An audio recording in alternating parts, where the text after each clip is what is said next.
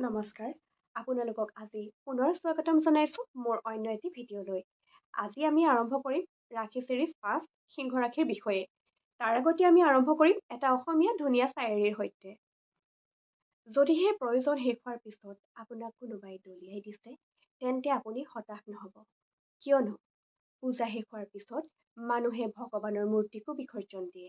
আপুনিতো মানুহ হয় ন, গতিকে হতাশ হোৱাৰ কোনো প্ৰয়োজন নাই। ২০২৫ বৰ্ষটোত সিংহ ৰাশিৰ লোকৰ জীৱনলৈ কিনো পৰিৱৰ্তন আহে আমি জানিবলৈ চেষ্টা কৰোঁ আহক। যিহেতু সিংহ ৰাশিৰ স্বামী হৈছে সূৰ্য, স্বয়ং নৱগ্ৰহৰ ৰজা, গতিকে ৰাজসিক গুণৰ অধিকাৰী, বিশাল হৃদয়ৰ অধিকাৰী, স্বাভিমানী এই ৰাশিৰ লোকসকলৰ জীৱনতনো কি ঘটিবলৈ গৈ আছে জানো আহক। এই বছৰটো তেওঁলোকৰ বাবে অত্যন্ত অনাকাংক্ষিত পৰিৱৰ্তনৰ সূচক হ'ব, কিয়নো এইবাৰ ২০২৫ চনৰ মাৰ্চৰ ৩০ তাৰিখৰ পৰা সিংহ ৰাশিৰ লোকসকলৰ জীৱনত সক্ৰিয় হ'ব শনিৰ ঢাইয়া, যিটো ২৫ বছৰ ধৰি চলিব। বহুতে এইটোক শনিকা প্ৰণতি বুলিও কয়, কিয়নো এই সময়ছোৱা বহুত বেছি কষ্টদায়ক, যন্ত্ৰণাদায়ক হয়। প্ৰকৃততে এই সময়খিনিতে শনিয়ে বিভিন্ন পৰিস্থিতি বা বিভিন্ন পৰিঘটনাৰ মাজেদি মানুহক সংঘৰ্ষ যন্ত্ৰণাৰ মাজেদি উৎকৰ্ষ ঘটায় এজন পৰিপক্ক ব্যক্তিলৈ পৰিণত কৰি তোলে। গতিকে জোখতকৈ বেছি কষ্ট, বেছি যন্ত্ৰণা ভোগ কৰিবলগীয়া হয় এই সময়ছোৱাত। আহক এতিয়া আমি জানিবলৈ আৰম্ভ কৰোঁ ২০২৫ বৰ্ষই এই লোকসকলৰ কাৰণে কিনো কঢ়িয়াই আনে। ২০২৫ বৰ্ষত সিংহ ৰাশিৰ লোকসকলৰ শাৰীৰিক দিশত ঠিকেই থাকিব, বিশেষ ডাঙৰ একো বেমাৰ আজাৰ নহয় বা হোৱাৰ সম্ভাৱনা তেনেই কম। কিন্তু এওঁলোকৰ পানী আৰু জুইৰ পৰা ৰিষ্ট থাকিব, বিশেষকৈ যিবিলাক সৰু ল'ৰা ছোৱালী খোজকাঢ়িবলৈ শিকিছে বা অলপ লৰি চৰি ফুৰিব পৰা হৈছে, তেওঁলোকক লৈ অকণমান সতৰ্ক থাকিব। পানী আৰু জুইৰ পৰা এইবাৰ ৰিষ্ট আছে। যিসকলে দুৰাৰোগ্য ৰোগত ভুগি আছে তেওঁলোকেও উপশম পোৱাৰ সম্ভাৱনা আছে।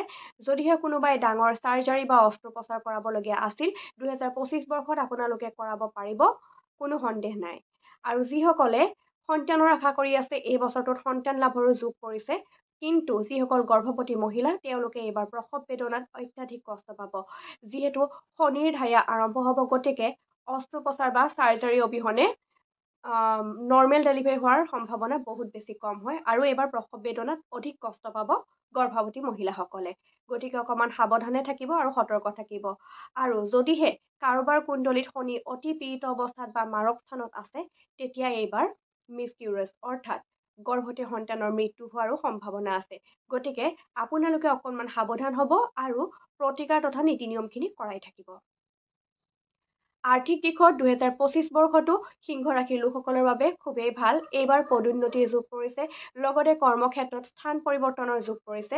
যিসকলে ব্যৱসায়ৰ লগত জড়িত সেইসকলেও এইবাৰ বহুত ধুনীয়া লাভৱান হ'ব পাৰিব, বিভিন্ন ক্ষেত্ৰত লাভ কৰিব পাৰিব। বিশেষকৈ যিসকল লোক কৃষি কৰ্মৰ লগত জড়িত বা যিসকল লোক পশুপালকৰ লগত জড়িত বা যিবিলাকে ফাৰ্মৰ বিজনেছৰ লগত জড়িত, তেওঁলোকৰ এইবাৰ অত্যন্ত লাভ হ'ব। যিবিলাকে খাদ্য বস্তু বা ৰেষ্টুৰেণ্টৰ লগত জড়িত তেওঁলোকৰো এইবাৰ লাভ হ'ব। আহক এতিয়া আমি জানো অন্যান্য ক্ষেত্ৰবিলাক। এইবাৰ ২০২৫ বৰ্ষত সিংহ ৰাশিৰ লোকসকলৰ জীৱনলৈ অভূতপূৰ্ব পৰিৱৰ্তন আহিব, বিশেষকৈ দাম্পত্য জীৱনত আৰু প্ৰেম জীৱনত। প্ৰেম জীৱনত কোনো কাৰণ নোহোৱাকৈ এইবাৰ আকস্মিকভাৱে সম্পৰ্ক বিচ্ছেদ হৈ যাব পাৰে অথবা অনাকাংক্ষিতভাৱে বিয়াৰ যোগ সক্ৰিয় হ'ব পাৰে। গতিকে আপোনালোক অকণমান সাৱধান আৰু সতৰ্ক হ'ব। অন্যান্য দিশৰ পৰা এই বছৰটো ভালেই যাব, বিশেষ একো অসুবিধা নাহে। আহক আমি এতিয়া জানিবলৈ চেষ্টা কৰোঁ ২০২৫ বৰ্ষৰ যিটো কষ্টকাৰী সময় হয়, সেই সময়খিনিনো কেনেকুৱা ধৰণৰ প্ৰভাৱ পৰিব পাৰে। শনি ঢাইয়াৰ প্ৰকোপত সিংহ ৰাশিৰ লোকসকলৰ জীৱনত নভবা নিচিন্তাকৈ আইনী মেৰপাকত সোমাবলগীয়া পৰিস্থিতি আহিব পাৰে। মিছা বদনাম বা অপযশ হ'ব পাৰে। কোনো কাৰণ নোহোৱাকৈ কাজিয়া হ'ব পাৰে। কোনো কাৰণ নোহোৱাকৈ শত্ৰু বাঢ়িব পাৰে, গোপন শত্ৰু বাঢ়িব পাৰে। লগতে তেওঁলোকৰ জীৱনলৈ বিভিন্ন ধৰণৰ উত্থান পতন আহিব পাৰে। সেইকাৰণে আপোনালোকে এই শনিৰ প্ৰকোপৰ পৰা ৰক্ষা কৰিবলৈ কিছুমান ৰেমেডি কৰিব পাৰে। সেই ৰেমেডিবিলাক মই কৈ গৈছোঁ। প্ৰথম কথা, আপোনালোকে শনিৰ বীজ মন্ত্ৰ বা যিকোনো এটা মন্ত্ৰ আপোনালোকে প্ৰতিদিনে ১০৮ বাৰকৈ জপ কৰিব পাৰে। আপোনালোকে বীজ মন্ত্ৰ হিচাপত ওম প্ৰাং প্ৰিং প্ৰং চ শনিশ্বৰায় নমঃ নহ'লে ওম চং শনিশ্বৰায় নমঃ এই মন্ত্ৰটো ১০৮ বাৰকৈ প্ৰতিদিনে জপ কৰিব পাৰে। ৰাতিপুৱা সময়ত ভগৱান সূৰ্যনাৰায়ণক জল অৰ্পণ কৰিব পাৰে। দেওবাৰক বাদ দি প্ৰতিদিনেই তুলসীৰ গুৰিত জল অৰ্পণ কৰিব পাৰে। লগতে হনুমান চালিচা পাঠ কৰিব পাৰে।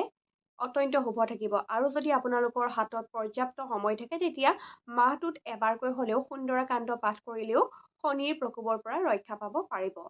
লগতে আপোনালোকে এইবাৰ তীৰ্থ ভ্ৰমণ কৰিবলৈ যাওঁতে কোনো দুখীয়াক বা ধৰক বাটত যিসকল লগ পায় অসহায় মানুহ তেওঁলোকক সহায় কৰিব, পশু পক্ষীক খাদ্য খুৱাব, তেতিয়াও আপোনালোকৰ শনিৰ প্ৰকোপৰ পৰা ৰক্ষা পাব পাৰিব। আজিলৈ ইমানেই। আগলৈ আমি অন্যান্য ভিডিঅ'ত অন্যান্য ৰাশিবিলাকৰ বিষয়ে জানিবলৈ চেষ্টা কৰিম। ধন্যবাদ।